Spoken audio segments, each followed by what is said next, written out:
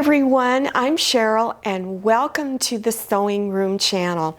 I'm going to demonstrate how to make this little door decoration that you can use during the Valentine's season. I have wire ribbon that I've used. I've used 1/4 inch wide ribbon here. I'll also show you how to put twine on it if you prefer that. You can use any fabric you want, quilting fabric, denim, canvas.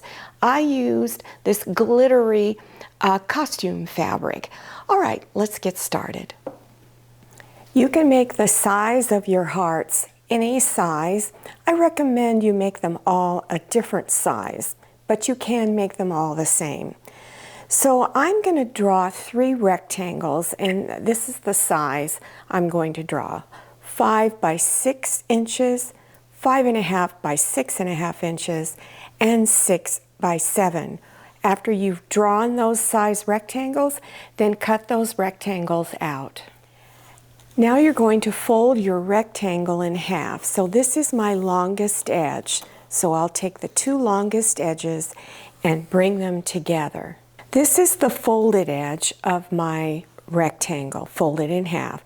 I'm going to go down at least 1 inch, and I'm going to begin drawing a curved line around that corner.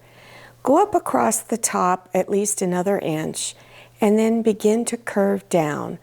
Go down along this side a few inches, and then slowly curve down to this bottom point.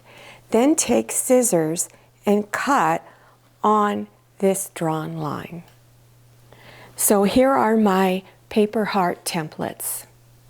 Take 2 pieces of fabric and bring the pretty sides of your fabric together. It's called the right sides. Then place one of your paper templates on top. Then you're going to trace around the paper template. So go ahead and take a pencil and draw all the way around the template. Now place pins around half of the heart. Then open your 2 fabric pieces up and insert either your ribbon, 1/4 inch wide ribbon if that's what you prefer, or the twine. If you're using the ribbon, it's easy just to pin right through the ribbon and keep it right down there in the center of this dip. If you're using twine, you want to put a pin on each side of the twine to hold it in place. Then open your fabric again and curl your twine or ribbon up and insert it inside. Then finish pinning around your heart. On one side of the heart, you want to leave a small opening. So I have 1 pin on this side of my opening and 2 pins on this side. I'm going to begin stitching over here. So back stitch, stitch all the way around, and when you get to the 2 pins, back stitch. Then take a pair of scissors, or if you want a rotary cutter, and trim your fabric here to where it's about 1/4 inch wide all around. On all of the curved edges, which is pretty much the entire heart, you want to go and do little clips like this all the way around. Here in the center, you want to make sure you insert the scissors in and go straight down into that dip and do a clip. Then go over onto the other side and do the same thing. Then go to your opening, and I highly recommend you do this step. Fold your opening edges back a little bit that's pretty much even with your stitch line, and either finger press it or you can use an iron if you like. This is going to help you when you go to close the opening up. You'll have a nice folded line to follow for stitching. Then go ahead and open this up and begin to turn it front side out. Then take your polyfill stuffing, and you can buy that at Joann's, other craft stores, and some Walmart stores. So break it up into small pieces, insert a little bit at a time, and make sure you fill up in here at the top first and work your way down. I recommend 2 different types of stitches you could use to close this opening up. You can do a ladder stitch, and I do have a separate tutorial on that, on how to do a ladder stitch. It's a hidden stitch. Or if you prefer just doing the whip stitch, I'll demonstrate that. That one's really easy to do.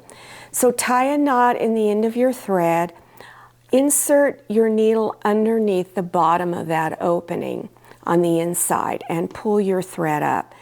Then you're going to go down to the bottom edge.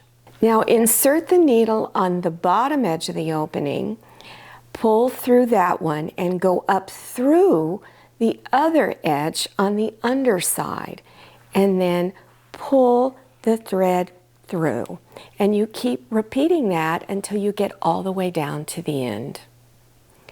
Now lay your hearts out the way you would like them to hang. Take a hold of the ends and tie a knot in it. Now I recommend you cut 2 of the twine pieces down.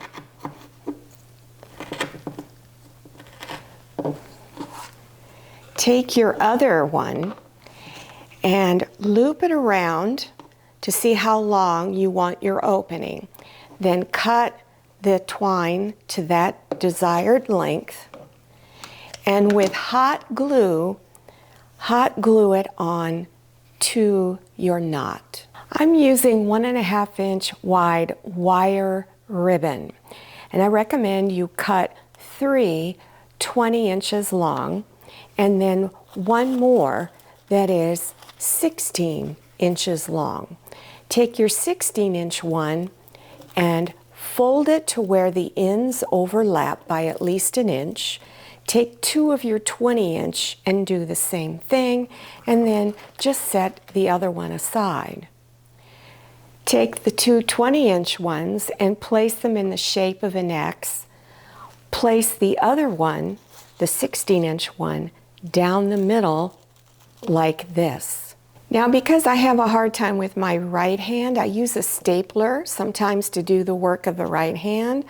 I've placed it into the stapler, and then I'm going to staple them together.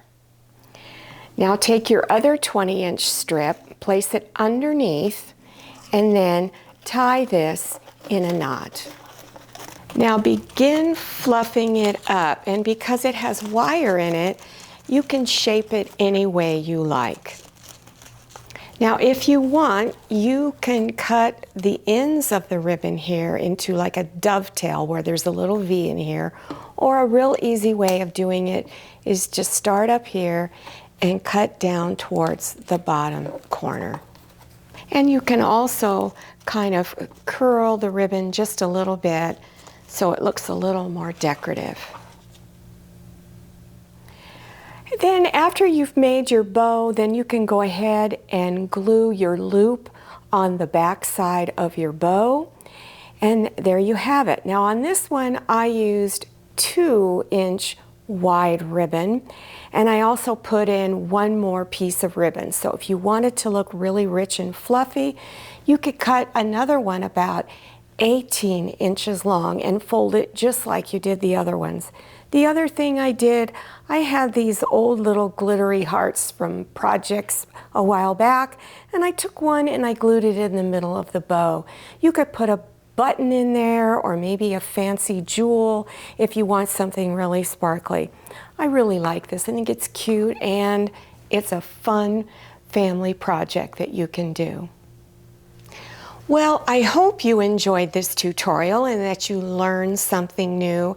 If you're interested in other decorations that you can put on your door, I have many other wreaths and decorations. So there'll be a little playlist down below your YouTube screen. You just scroll down below the description section, click on Show More, or the word more, and it will expand open and you will see the links. I'll also have some beginner-friendly sewing projects. Don't forget to follow me on Instagram and make sure you check out my Facebook page. Thank you so much for watching. I'll see you next time, and happy sewing. If you like the Sewing Room channel, one of the best ways to show your support is to subscribe by clicking on that red subscribe button and give this video a thumbs up. And don't forget to click on share to share this video with your friends. And make sure you click on the bell so you receive notifications for all my new videos. I'm Cheryl, this is Manny, and this is Scotty. See you next time.